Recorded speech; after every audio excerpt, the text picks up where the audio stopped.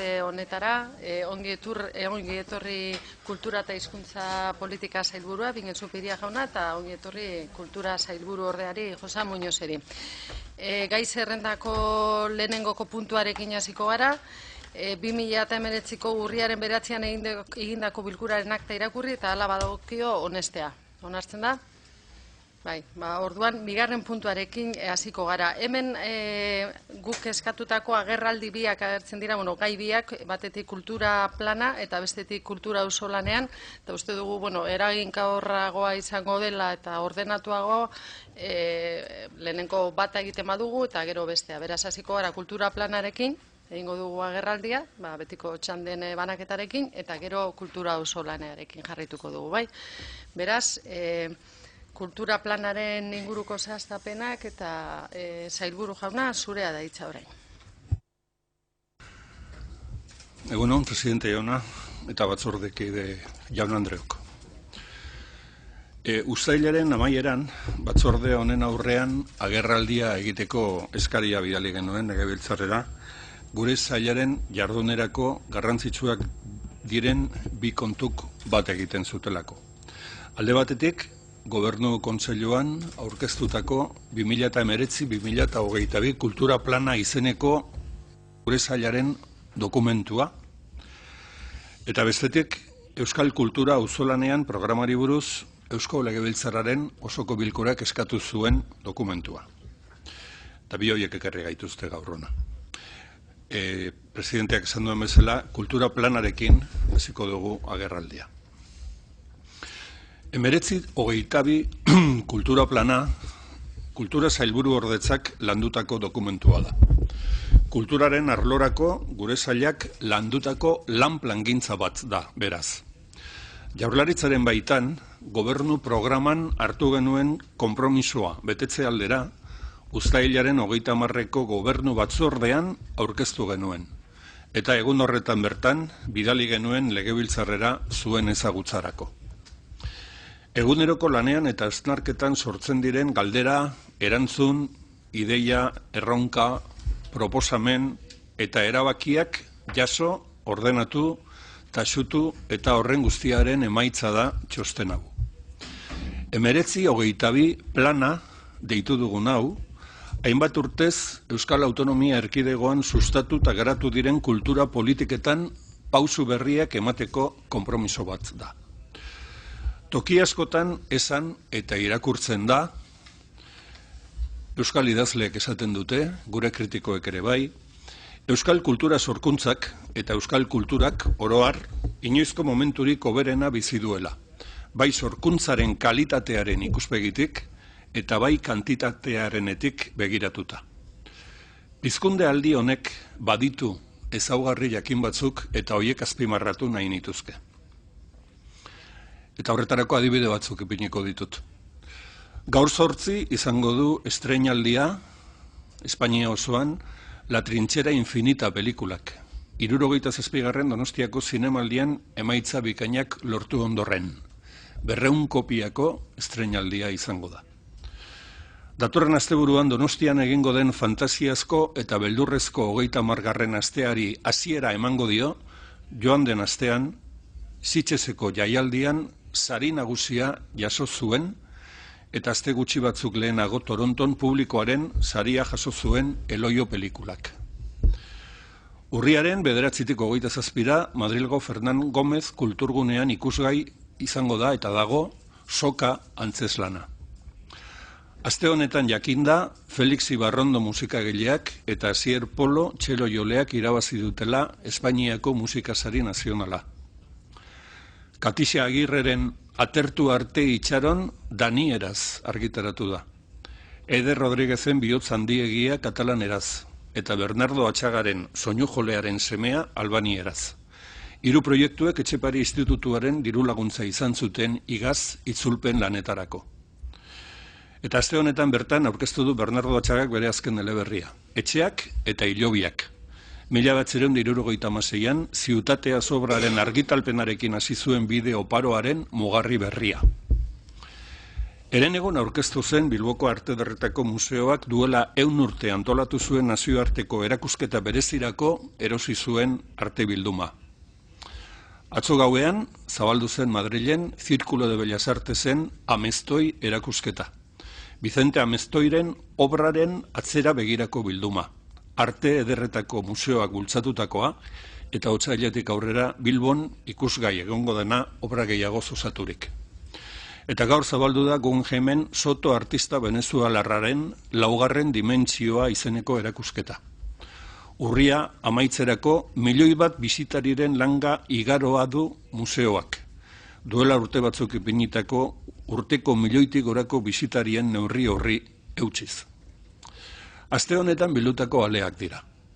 Eta ez gatoz guretzat albiste garrantzitsu diren hauen inguruko dominarik jaztera. Aipatu ditudan kasu guztietan, dominaren jabe diren eragile nagusi bi daude, inork ordezkatu ezin dituenak. Sortzaileen talentua eta sortzaileen ekimena. Kasu guztietan, lan hoien inguruan eta jatorrian dagoen talentua eta ekimena dira beraz giltza nagusi eta ordezka ezinak. Baina uste dut ez geniokela garrantzirik kendu beharko, gure erkidegoan autogobernua sortu zenetik, herri erakundeek egin dituzten politikei. Alderdi politiko batzuk zein besteak jardun udal aldundi eta jaurlaritzan agintean. Erakunde guztien helburu izan baita beti, gorabera, kultur sorkuntzak eta kontsumoak behar zuten ingurunea sortzea. Euskal sorkuntzak une berezia bizi du, zailtasunak zailtasun, eta euskal kultura produktu askok duten distira horrek aitorpena irabazteko bidean pausu handiak eman ditu. Onespen hori batzuetan etxean bertan gertatu da. Agian behar eta merezi baino gutxiagotan. Beste batzuetan kanpotik etorri da. Kalitateaz eta aitorpenaz gainera, badu gure sorkuntzak beste ezaugarri bat. Gure historian inoiz ez bezala biziraupena edo iraunkortasuna du. Ez da gure historia ezagunean adibidez izan Bernardo Atxagak edo Felix Ibarrondok beste urte sorkuntza lanetan eman duen musika egile edo idazlerik. Edo Bilboko Arte Ederretako Museoak besteko biziraupen jarraiturik izan duen kultura erakunderik. Eta ez dira bakarrak. Eta gure historian lehen aldiz, belaunaldi ezberdinetako sortzaileak dauzkagu elkarrekin bizitzen. Elkarren berri ikasiz eta askotan elkarrekin lankidetzan. Aipatutako hauek gure kulturgintzaren ezaugarri batzuk dira. Aurrera begira ere mantendu beharko genituzkeenak. Horretarako behar diren baldintzak sortuz. Kultura sorkuntza hori oparoa eta kalitatekoa izan dadin. Eta bere iraupena bermatzeaz gainera merezi duen aitortza jaso dezan. Bai kritikaren eta bai ikusle eta irakurleen aldetik. Eginkizun eta norabide horretan ekarpen txiki bat izan nahi du gaur aurkezten dizuegun gure sailaren lan programak. 3 helburu nagusi ditu.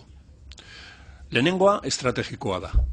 1922 aldian kultur politikei dagokienean sail bezala jorratuko dugun eta jadanik jorratzen ari garen bidearen mapa da.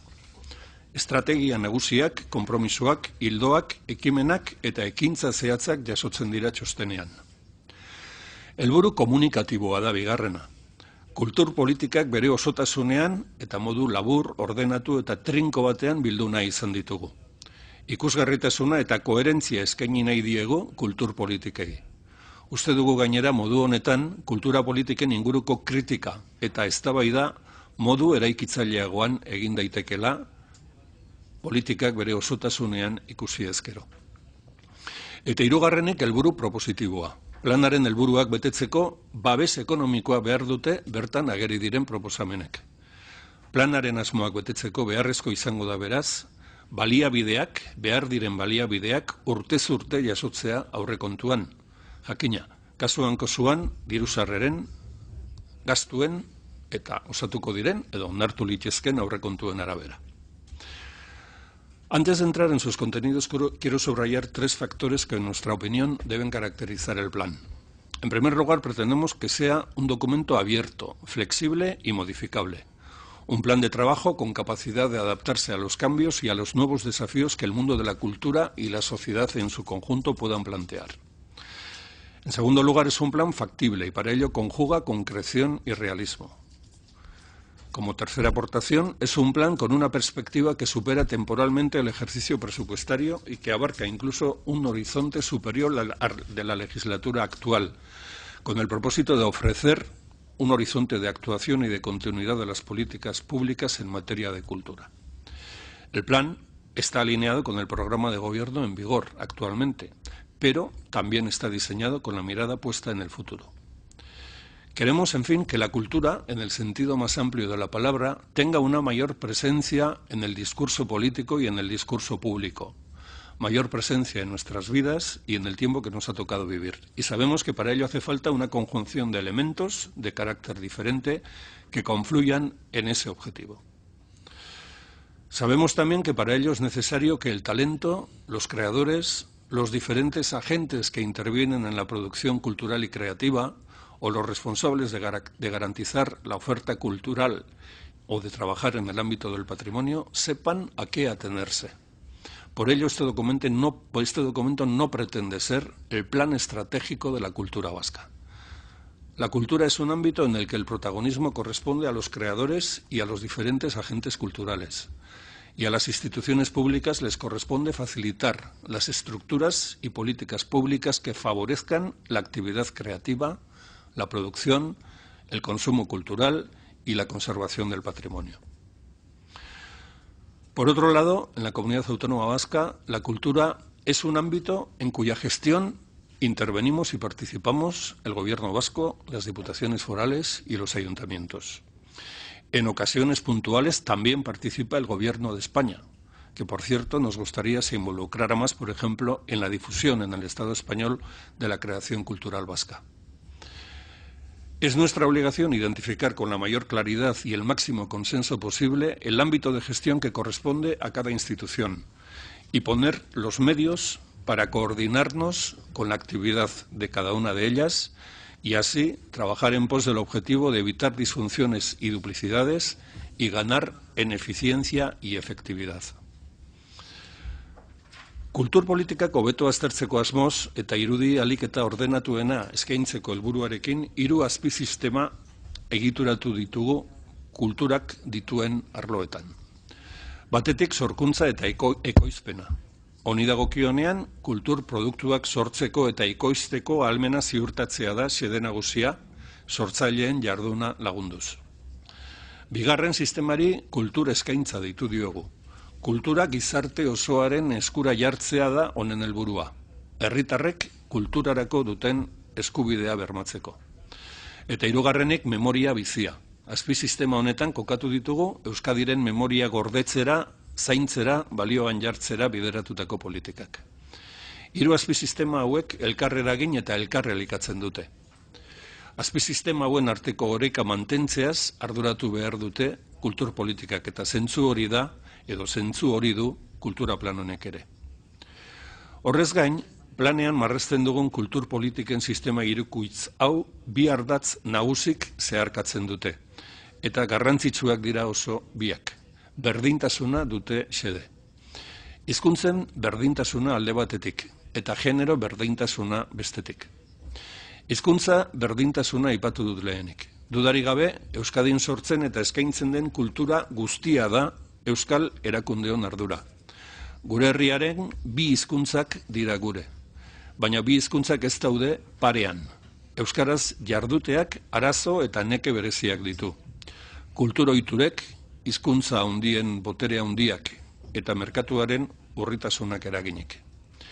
Beraz, kultura euskaraz sortzeak, edatzeak edo gozatzeak bultzada berezia behar du. Lehentasuna behar du, hain beharrezko dugun berdintasunerantz aurrera egiteko. Bigarren ardatza genero berdintasunarena da. Gizarte osoan bezala kulturaren arloan ere emakumeak alboratuta egon dira eta daude. Baztertuak, isilaraziak eta batzutan ezabatuak. Erdigunean behar dute, bozgoragailuak behar dituzte eta fokoak. Kultur politikek ere ahalegin horretan lagundu behar dute. Gure kultur politika guztietan erantzuten zaie 2 kezka nagusi hauei. Aipatu ditudan 3 azpisistematan eragin behar da. Hizkuntza parekotasunean eta genero berdintasunean aurrera egiteko. Sorkuntzan eta ekoizpenean, eskaintzan eta memoriaren zaintzan.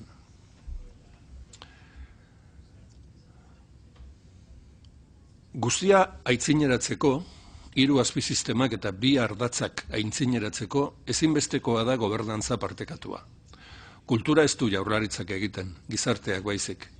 Kultur politikak ez ditu jaurlaritzak bakarrik egiten, beste erakundeak ardurakide ditu. Erakundeon arteko lankidetza eta osagarritasuna etengabe landu behar ditugu. Kulturgileekiko gertutasuna eta adostasuna nahitaezkoak ditugu eraginkor izan nahi badugu. Eta erantzukidetasunaz hitz egin da ezin aipatu gabe utzi erantzukidetasun publiko-pribatua. Funtsean, finantzazio partekatuari eta alor ekonomikoari buruz ari gara. Eta ezaugarri hau ere modu ezberdinetan ematen da azpisistema bakoitzean. Esaterako sorkuntza eta ekoizpenean deialdien bitartez sortzaileak eta ekoizleak diruz laguntzen dira. Eta diru publiko horrek osatzen du sortzaileen edo ekoizleen mundu pribatuak jartzen duen lana eta ekoizpena. Kultur eskaintzan aldiz, museo, ekipamentu eta jaialdi nagusietan diru publikoa osatzera etortzen dira ekarpen pribatuak. 3 sistemen arteko dinamikotasuna eta osagarritasuna funtsezkoak dira kultura sistema osoa bizia eta osasuntsua izan dadin. En base a este esquema de 3 subsistemas, las políticas culturales han de mantener y preservar el equilibrio entre los 3 subsistemas, también el equilibrio presupuestario. Y este es precisamente uno de los objetivos que este plan persigue. Gure jardunaren zehaztasunak txostenaren erazkin bezala daude jasota. Taula horiek adierazten dute gure lan ildo nagusiak zeintzuk izan behar duten eta helburu estrategikoetan edo hoien inguruan daude sailkatuta. Aurkezpen honetan ez nuke dana irakurri beharko eta azpisistema bakoitzeko konpromiso eta lan ildo nagusiak eta ekintza batzuk nabarmenduko ditut. Lehenengo azpisistema sorkuntza eta ekoizpena. Sorkuntzari dagokionean esan beharra dago hauxe dela kultura ekarpenaren oinarria. Garrantzi berezia dute beraz, musika, antzerki, dantza, gidoigintza eta literaturaren arloetan sorkuntza arlora zuzenduta dauden dirulaguntza ezberdinek. Dirulaguntza hauek behar bezala antolatuta egoteak bere biziko garrantzia du beraz. En segundo lugar, planteamos una actualización de las políticas públicas para el desarrollo de la producción cultural. Adibidez, uste dugu ikus-entzunezkoen goraldiari behar duen neurrian erantzun behar zaiola kultur politika publikoetatik. Esaterako, deialdien bitartez, jaurlaritzak film bat gehiago laguntzea jarri dugu helburu. Uste dugulako euskal ekoizpena nabarmen dinamizatuko lukeela neurri honek.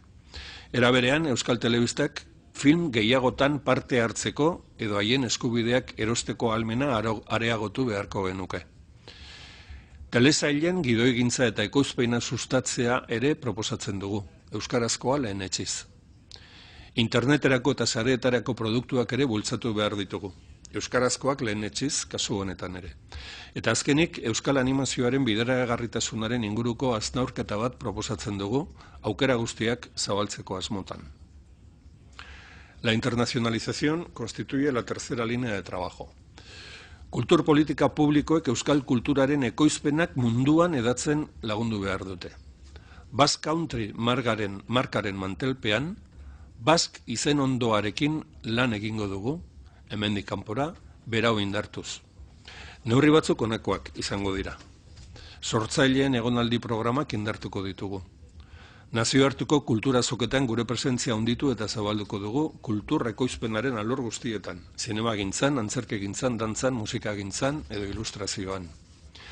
Ikusizko arteetan programa berri bat jarriko dugu martxan, munduko bienal, azoka eta museo nagusietako arduradunak Euskadira ekarriz, gure artisten tailerrak eta lanak ezagutu ditzaten.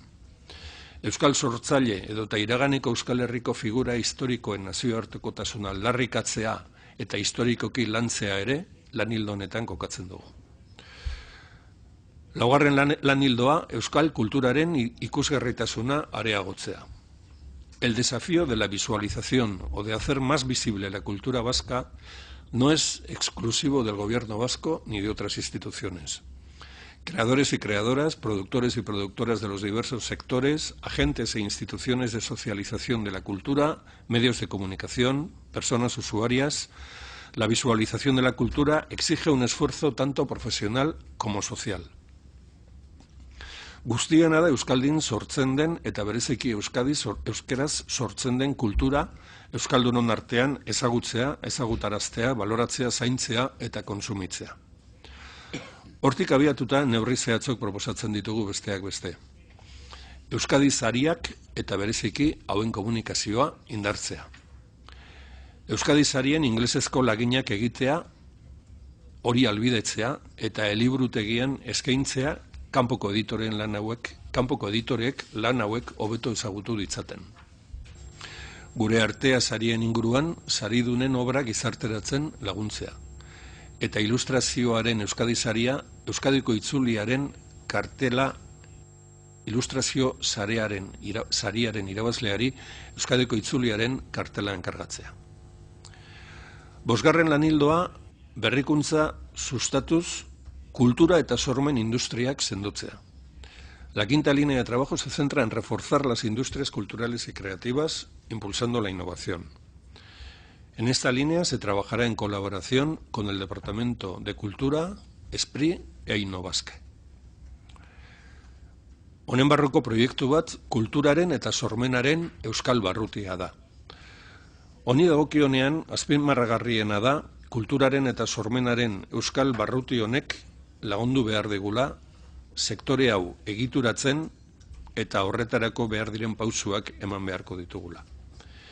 Hemendik kanpora ezagutarazteko, kulturaren eta sormenezko euskal barruti horri Basque DC2 deituko diogu. Basque District of Culture and Creativity. Hau izango du izena hemendik kanpora ingelesez. Bere eginkizuna izango da sektore honen berrikuntzarako politikak bateratzea. Erreferente bakarra izango da kultur eta sorkuntza industrietarako. Euskadin abian diren ekimenen egituraketa eta optimizazioa bilatu nahi ditugu eta laguntza zerbitzuak eskaini nahi dizkiegu KSI-etako profesional eta enpresei. Honekin gainera uste dugu sinergiak sustatuko ditugula eta nazioartekotzea ere erraztuko dugula. Bigarren azpisistema kultur eskaintza. Honi dagokionean hauek dira lanildoak. Lehenengo, eliburutegiaren eskaintza hobetu eta zabaltzea. Liburugintzan zerbitzua konsolidatu den bezala, orain zinema eta musika eskaintza hobetu behar ditugu. Esaterako, euskal zinemagintza osoa eskaini beharko du plataformak. Euskaraz sortutakoa, euskaldunek sortutakoa eta Euskadin ekoitzitakoa. Baita euskaraz bikoitu eta azpidatzeitako zinea ere. Bestalde, eliburutegiaren komunikazioa indartu behar dugu, eta bazkide izateko bideak erraztu, eta honetarako ikastetxe edota euskaltegiei aukera eman. Bigarrenik, artearen euskal sistema indartzen jarraituko dugu. Hemos de entender que los principales museos de arte de Euskadi son elementos referentes de proyección exterior, pero también referentes de un sistema vasco del arte. Guggenheim, Bellas Artes de Bilbao, Artium, Balenciaga, Tabacalera, Chillida-Leku, todas estas instituciones se complementan y se enriquecen mutuamente, y debemos seguir ahondando en esa complementariedad. Sistema honen barruan toki argia izan behar dute euskal arte sortzaileek, eta sistema honen partaide diren beste eragileak ere bai. Beti ere argi edukiz Euskadiko kultura eta sormen industriekin eta euskararekin eta genero berdintasunarekin izan behar duten konpromisoa. Horrez gain, museoek beren bildumak aberastea albidetu behar dugu. Era berean, azken urteotan euskal arteak izan duen loraldiaren memoria ere jaso behar dute, gure erakunde hauek nazioarteko artearekin elkarrizketan egon dadin gure sortzaileen obra. Azkenik, 3. eta 4. lanildo gisa proposatzen dugu Euskadiko Orkesta Sinfonikoaren nazioartekotzean sakontzea eta Euskal Herriko Gaztea Orkestra eraberritzea eta indartzea. Eta hirugarren azpisistema, memoria bizia, arlo honetan honako helburuok azpimarratuko ditugu. Lehenengoak legedia eta araudia berritzearekin du zerikusia. Kultura ondarearen legea onartuta, bere garapena bultzatzea eta sustatzea dator orain. Dokumentu ondarearen eta artxibo sistemaren lege proiektua amaitzear dago eta hori ere onartzea du helburu Jaurlaritzak. Eta orain dela gutxi, lege gordailuaren araudi berria onartu ondoren indarrean sartzea ere tokatzen da. Bigarrena, kultur ondarearen babesa zabaltzea. Indar berezi hartuko du foru aldundiekin lankidetzan ondare industrialaren babesak. Jaurlaritzak ondare industrialerako egun Bilbon duen gordailuari ere kokaleku berri bat bilatu dio Barakaldon, ondare hori egoki babestua eta gizartearen eskura egon dadin. Hirugarrenik, ondare inmaterialaren babeserako politika bereziak abiaraziko ditugu. Kultura ondarearen lege berriak ondare inmateriala zaintzeko, babesteko eta gizarteratzeko eginkizuna indarberritzen du. Eta horretarako estrategia berezia diseinatu eta adostu beharko da, bai gainerako erakundeekin eta baita ere gizarte eragileekin. Era berean, Euskal Ondare inmaterialaren mapa marraztu beharko da. Aurreko urteetan landutakoaren gainean jardungo dugu, lan handia egin baita hainbat arlotan. Dantzan, herri inauterietan, etnografian edo bertsolaritzan adibidez. Laugarren lan ildoa Euskadiko filmategia indartzea da, bosgarrena arte eszenikoen gordailu digitala sortzea, bai antzerkiarena eta bai dantzarena, eta azkenik seigarren lan ildoa Euskal Liburutegia eraikitzeari dagokio. Euskal kulturaren atari digital hau sortze bidean da jadanik. 4 urte barru proiektu hau definitua, egituratua eta abian jarria izatea nahi genuke. Bertara jasoko dira Euskaldunek sortutako lanak, Euskaraz sortutakoak, Euskadinok ekoitzitakoak eta Euskal gaien inguruan non nahi sortutakoak, bai literaturan, bai zineman, musikan, argazkietan, irudietan eta abarretan sortutakoak. Alegia, Euskal kultura osoaren bilgune eta bideratzailea izango da Euskal Liburutegia. Uste dugu jauzi nabarmena izango dela gure kultura babesteko, eskuragarriago egiteko eta mundu digitalera eramateko. Aipatu ditugun 3 sistematan bereziki sorkuntzarenean pertsonak dira oinarri. Eta garrantzi berezia hartzen dute gure ikuspegitik sortzaileen lan baldintzak. Gai hau ere planaren lan ildo eta konpromisoetara ekarri dugu. Neurri batean, erakundeak eragile ere izan gaitezkeelako. Sortzaileen lanbaldintzei dagokionez batetik, beraien lanagatik ordainsari justua adostea proposatzen dugu, beste erakundeekin, eta modu justuan ordaintzea. Esparru publikoak eredugarri izan behar duelako gai honetan. Honez gain, sortzaileen lanaren berezitasuna aintzat hartzea proposatzen dugu. Zerga sisteman bereziki.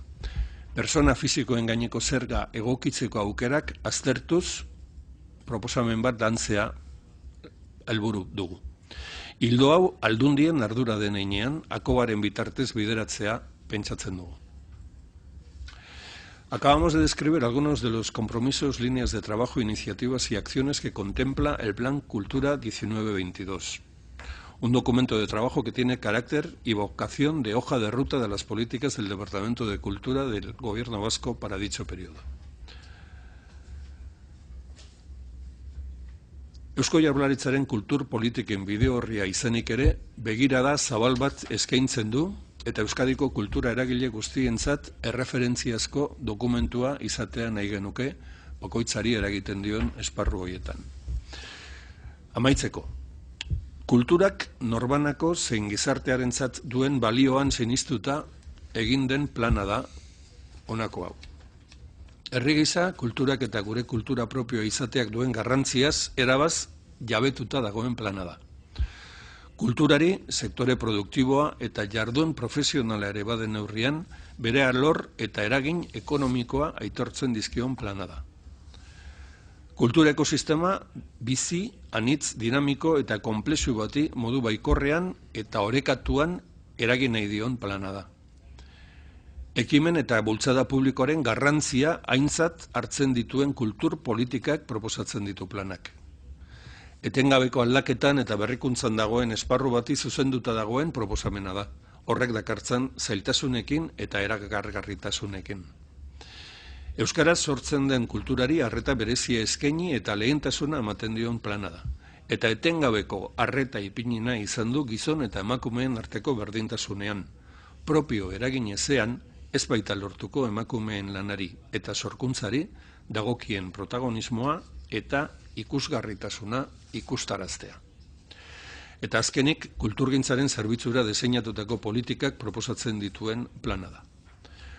Hau da, 2022 bitartean, gure ustez, Eusko Jaurlaritzak eta zehatzago kultura sailak jorratu beharko lukeen bidea eta idatziz marraztuta utzi nahi izan duguna.